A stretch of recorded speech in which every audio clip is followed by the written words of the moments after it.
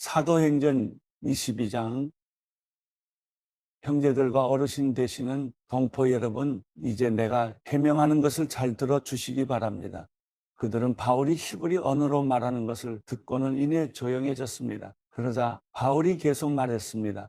나는 길리기아 지방의 다소에서 태어난 유대 사람이지만 이 도시에서 자랐습니다. 나는 가말리엘의 지도 가운데 우리 조상들의 율법으로 엄격한 훈련을 받았고 오늘 여기 모인 여러분 못지않게 하나님께 대한 열심이 있었습니다. 그래서 나는 이 도를 따르는 사람들을 죽이기까지 핍박하며 남녀를 가리지 않고 모두 잡아다가 감옥에 집어넣었습니다. 그것은 대제사장과 모든 공회원들이 증언할 수 있을 것입니다. 나는 심지어 그들로부터 다메섹에 있는 형제들에게 보낼 공문을 얻어냈고 그곳에 있는 신자들을 붙잡아 예루살렘으로 데려와 처벌받게 하려고 다메섹으로 떠났습니다. 내가 다메섹에 가까이 다다르자 정오쯤 됐는데 갑자기 하늘에서 밝은 빛이 내 주위를 둘러 비추었습니다. 내가 땅에 풀썩 쓰러졌는데 한 음성이 내게 말씀하시는 것이 들렸습니다. 사울아, 사울아, 내가 왜 나를 핍박하느냐? 내가 물었습니다. 주여, 당신은 누구십니까? 그분이 내게 대답하셨습니다. 나는 내가 핍박하는 나사렛 예수다. 나와 함께 있는 사람들은 빛은 보았지만 내게 말씀하시는 분의 음성은 알아듣지 못했습니다. 내가 물었습니다. 주여, 제가 어떻게 해야 합니까? 주께서 말씀하셨습니다. 일어나 다메섹으로 들어가거라. 거기서 내가 할 일을 모두 일러줄 것이다. 그 빛의 광채로 인해 내 눈이 멀게 돼 함께 있던 사람들이 내 손을 잡고 다메섹으로 데려다 주었습니다. 그곳에 아나니아라는 사람이 살고 있었습니다. 그는 율법을 잘 지키는 경건한 사람으로 다메섹에 사는 모든 유대 사람들에게 깊은 존경을 받고 있었습니다. 그가 나를 찾아와 내 곁에 서서 말했습니다. 사울 형제, 다시 눈을 뜨시어. 바로 그 순간 나는 눈을 떠 그를 볼 수 있게 됐습니다.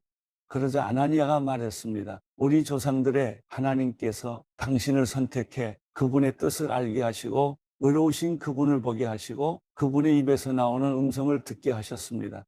당신은 보고 들은 것을 모든 사람에게 전하는 그분의 증인이 될 것입니다. 그러니 이제 당신이 망설일 이유가 무엇입니까? 일어나서 세례를 받고 주의 이름을 불러 죄 씻음을 받으시오. 그 후 내가 예루살렘으로 돌아와 성전에서 기도하고 있을 때였습니다. 나는 환상에 빠져 주께서 말씀하시는 것을 보았습니다. 서둘러 즉시 예루살렘을 떠나거라. 이곳 사람들은 내가 나에 대해 증언해도 받아들이지 않을 것이다. 내가 대답했습니다. 주여, 이 사람들은 내가 여러 회당들을 돌아다니며 주를 믿는 사람들을 감옥에 가두고 때렸다는 것을 압니다. 그리고 주의 증인 스데반이 피 흘릴 때 나도 그곳에 서서 그 일에 찬성하고 그를 죽이던 사람들의 옷을 지켜주었습니다. 그러자 주께서 내게 가거라, 내가 너를 저 멀리 이방 사람들에게 보낼 것이다 라고 말씀하셨습니다. 사람들은 바울의 말을 이 대목까지 듣고 있다가 소리 높여 외쳤습니다. 저 사람을 세상에서 없애버리자. 저런 놈은 그냥 살려둘 수 없다. 그들이 소리를 지르고 자기 옷을 벗어 던지며 공중에 흙을 뿌리자 천부장이 바울을 병영 안으로 들이라고 명령했습니다. 그는 사람들이 왜 이처럼 바울에게 소리를 지르는지 알아내려고 그를 채찍질하고 신문하라고 지시했습니다. 바울은 군인들이 자기를 채찍질하려고 묵자 거기 서 있던 백부장에게 말했습니다. 아직 판결을 받지 않은 로마 시민을 채찍질하는 것이 합법한 것입니까? 백부장은 이 말을 듣고 천부장에게 가서 그대로 보고하며 물었습니다. 어떻게 하시렵니까? 이 사람이 로마 시민이랍니다. 천부장이 바울에게 와서 물었습니다. 말해보시오. 당신이 정말 로마 시민이요? 바울이 대답했습니다. 그렇소. 그러자 천부장이 말했습니다. 나는 많은 돈을 들여 로마 시민권을 얻었어. 그러자 바울이 대답했습니다. 나는 태어나면서부터 로마 시민이었어. 바울을 신문하려던 사람들이 이 말을 듣고 곧 물러갔습니다. 천부장도 바울이 로마 시민이라는 사실을 알고 그를 결박한 일로 두려워했습니다. 이튿날 천부장은 바울이 왜 유대 사람들에게 고소를 당했는지 정확히 알아보려고 대제사장들과 온 공회를 소집하고 바울을 풀어서 그들 앞에 데려오게 했습니다. 사도행전 23장. 바울은 공회를 똑바로 쳐다보며 말했습니다. 내 형제들이여, 나는 오늘까지 모든 선한 양심으로 하나님을 위해 살아왔습니다. 이 말에 대제사장 아나니아는 바울 곁에 서 있던 사람들에게 그 입을 치라고 명령했습니다. 그러자 바울이 그에게 말했습니다. 하나님께서 당신을 치실 것이요. 당신은 회칠한 무덤과 같소. 당신은 거기 앉아 율법에 따라 나를 심판하면서 도리어 당신 자신은 율법을 어기고 나를 치라고 명령하고 있지 않소. 바울 곁에 서 있던 사람들이 말했습니다. 어디 감히 하나님의 대제사장을 모욕하느냐? 바울이 대답했습니다. 형제들이여, 나는 그가 대제사장인 줄 몰랐습니다. 기록되기를 내 백성의 지도자를 모욕하지 말라고 했으니 말입니다. 그때 바울은 모인 사람들 가운데 일부가 사두개파이고 다른 일부는 바리새파임을 알고 공회에서 크게 외쳤습니다. 내 형제들이여, 나는 바리새파 사람이며 바리새파 사람의 아들입니다.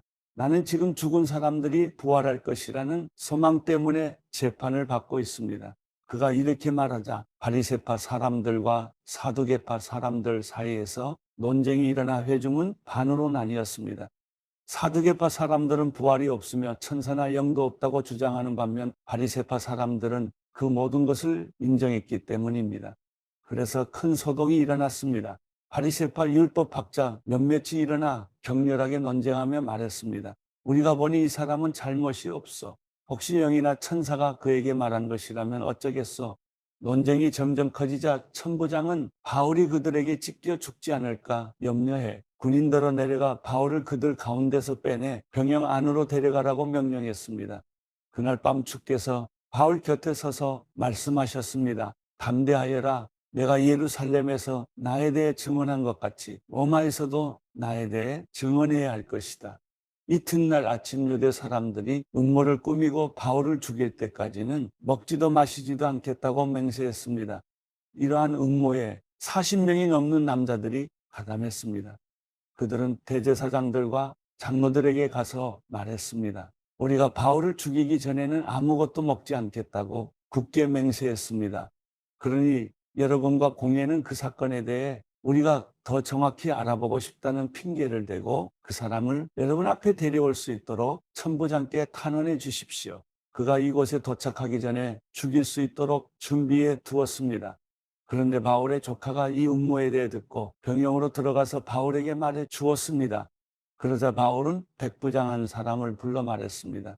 이 청년을 천부장께 데려다 주시오. 천부장께 전할 말이 있답니다. 그래서 그는 청년을 천부장께 데려다 주었습니다. 백부장이 말했습니다. 죄수 바울이 저를 불러 이 청년을 천부장님께 데려다 주라고 부탁했습니다. 이 사람이 천부장님께 전할 말이 있답니다. 천부장은 청년의 손을 잡고 한쪽으로 데려가서 물었습니다. 내가 전하려는 말이 무엇이냐? 그 청년이 말했습니다. 유대 사람들이 바울에 대해 더 정확하게 알아보고 싶다는 핑계로 내일 공회에 그를 데리고 나오도록 천부장님께 부탁하자고 합의했습니다. 그들의 말을 들어주시면 안 됩니다. 40명이 넘는 사람들이 숨어서 바울을 기다리고 있습니다. 그들은 바울을 죽이기 전까지는 먹지도 마시지도 않겠다고 맹세한 사람들입니다. 천부장은 청년을 보내면서 내게 이렇게 보고했다고 아무에게도 말하지 마라 하고 당부했습니다.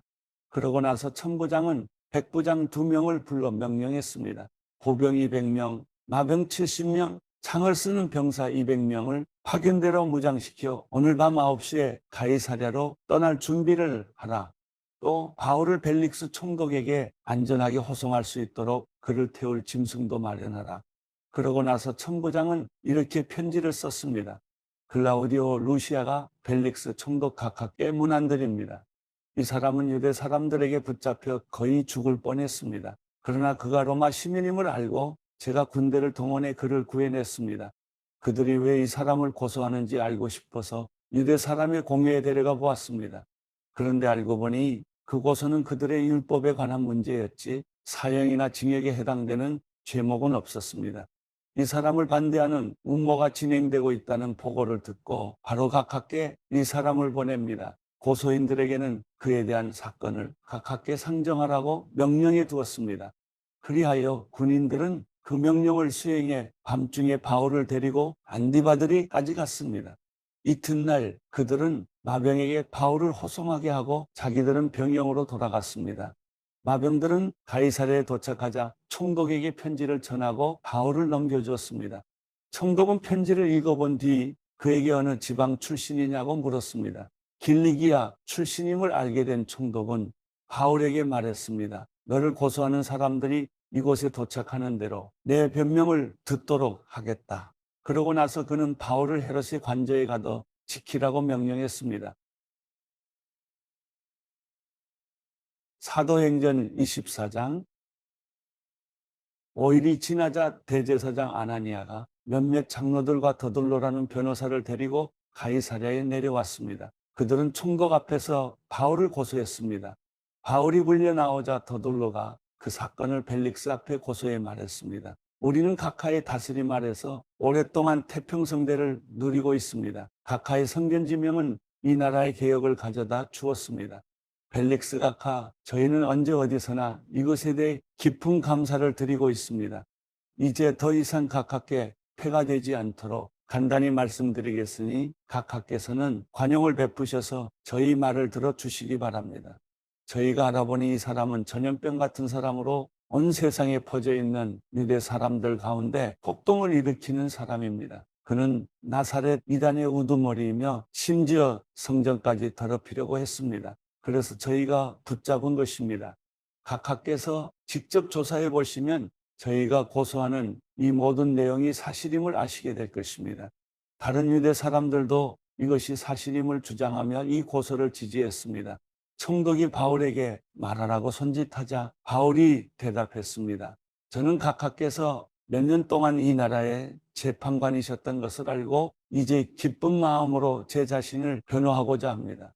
제가 예배를 드리러 예루살렘에 올라간 지 12일밖에 되지 않은 것을 각하께서 조사해 보시면 쉽게 아실 수 있습니다. 저를 고소한 사람들은 제가 성전에서 누구 언쟁을 한다거나 회당이든 그 밖의 도시 한 어떤 곳에서도 군중을 선동하는 것을 본 일이 없습니다.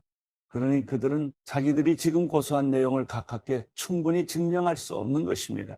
그러나 제가 각하께 이것은 시인합니다. 저는 이 사람들이 이단이라고 말하는 그 도를 따라 우리 조상의 하나님을 섬기며 율법과 예언서에 기록된 모든 것을 믿습니다.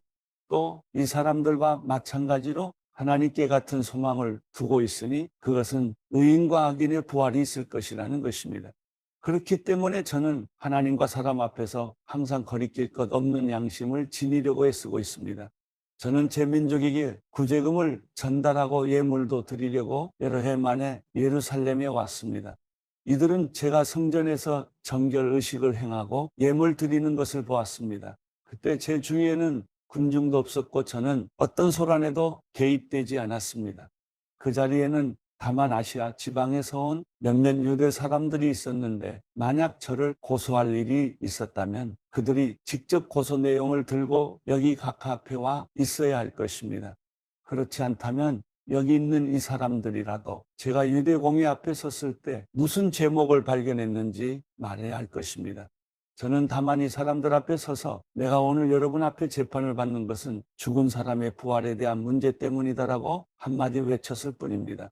그러자 그 도에 대해 익히 잘 알고 있었던 벨릭스는 루시아 천부장이 오면 그때 판결하겠다라고 말한 뒤 재판을 연기했습니다. 벨릭스는 백부장에게 명령해 바울을 지키되 그에게 어느 정도 자유를 주고 필요한 것을 그의 친구들이 가져다 주는 것도 허락하라고 했습니다. 며칠 뒤 벨릭스는 유대 사람인 아내 드루실라와 함께 나타났습니다. 그는 바울을 불러들여 그리스도 예수를 믿는 믿음에 관해 바울이 설명하는 것을 들었습니다. 바울이 정의와 자기 절제와 다가올 심판에 대해 설명하자 벨릭스는 두려워하며 말했습니다. 이제 됐다. 가도 좋다. 내가 편한 시간에 다시 부르겠다. 동시에 그는 혹시 바울이 자기에게 뇌물을 바치지 않을까 하는 바람에서 바울을 수시로 불러들여 함께 이야기를 나누었습니다. 2년이 지난 후 벨릭스의 뒤를 이어 고르기오 베스토가 총독이 됐습니다. 그러나 벨릭스는 유대 사람들에게 환심을 사려고 바울을 그대로 감옥에 내버려 두었습니다.